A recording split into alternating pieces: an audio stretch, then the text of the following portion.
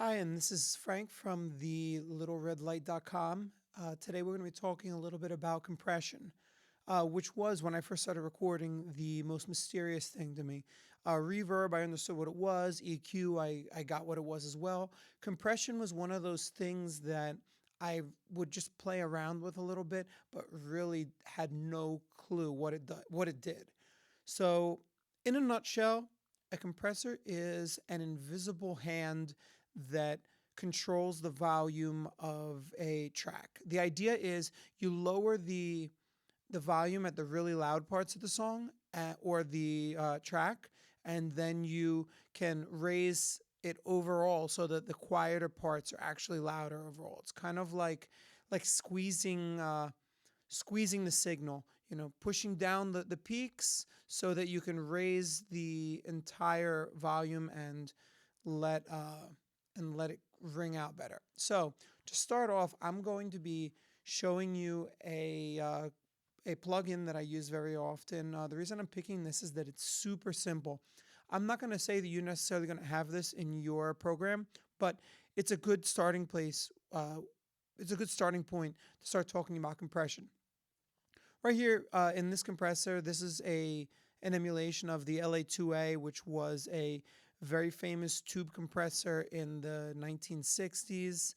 Uh, these days, they go for thousands of dollars. Even the plugins are very expensive. You don't need one of these plugins in order to do it. I'm just using it really to illustrate what it did. All right, now this is on the bass track, and you're going to notice when I have the VU display set for GR, which is gain reduction. So this is going to be telling me how much gain reduction is going on. Just like a rule of thumb, you don't want normally you want to keep your gain reduction in the -1, -2 range, -3. And once you start getting higher than that, you're talking about some heavy duty compression that may or may not sound good. So here it goes. Let's see what it does.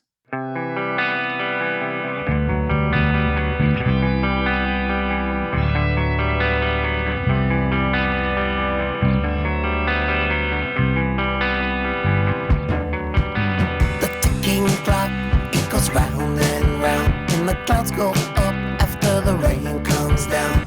Okay, as you can see, the track was barely moving the needle. This is a quieter part of the song.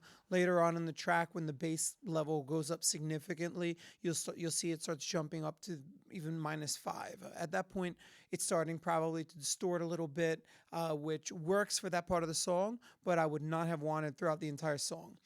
Basically, you have two controls here: gain, raising the volume. Peak reduction is what controls how much it's going to lower the signal. So I'm going to play with it a little bit as the song plays. The sounds of all, snow covers the ground. Nothing stops the march or ever slows it down. Because time slowly slips away. Okay, so as I'm turning it up, I really didn't turn it up that much. But as you could see, it went from just kind of kissing the compressor, getting a little -1, -2 dBs, to jumping up to like -7, -10, which is heavy compression. I wouldn't recommend that you do anything like that starting off.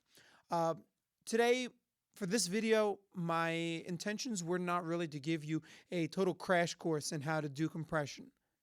The idea of this was just to explore the idea of what compression is, which is, just to wrap everything up, the practice of lowering the loudest parts of a track so that you can raise the entire thing. Right here, this compressor really wraps it up. This lowers the volume of the peaks, and the gain, is what makes up for it and just raises the overall volume.